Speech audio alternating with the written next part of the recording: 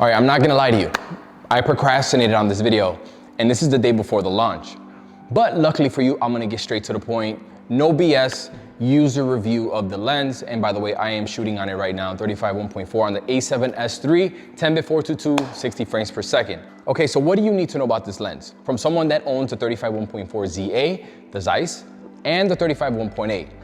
The GM is sharper than the 35-1.4, but this is the thing. The 35-1.4 Zeiss, there's a lot of good and bad copies out there. I have two at home, one that I own, one that I got from Lens Rentals. And the GM is just sharper. There's just more clarity in the image when I'm pixel peeping, all right? Number two, the color is better. Now, what is color, right? It's so subjective. In my opinion, the color is just more vibrant on the GM, consistently. Like with the skin tones in the portraits of my wife, the skin tones just looked better. They looked more vibrant, and the colors all around, it rendered colors better. I think that there's a slight advantage with the GM there. All right, number three, I feel like the GM lens is a better performer in autofocusing. Not by much, but I did notice it with acquiring my wife's eye when she wasn't looking, when she's looking back at the camera. I felt like it was just quicker.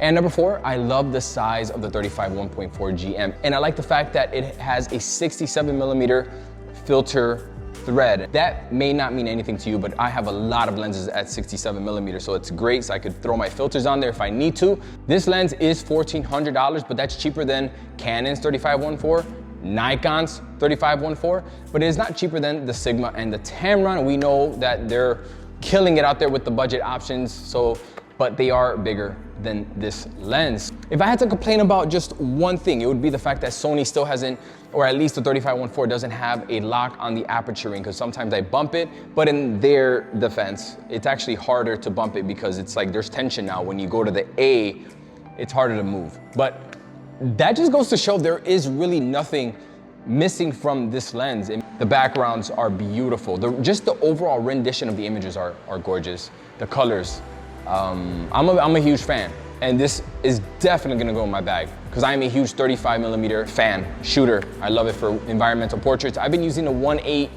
for most of my stuff, but I think the 1.4 is gonna be the new king of the 35 for Sony right now.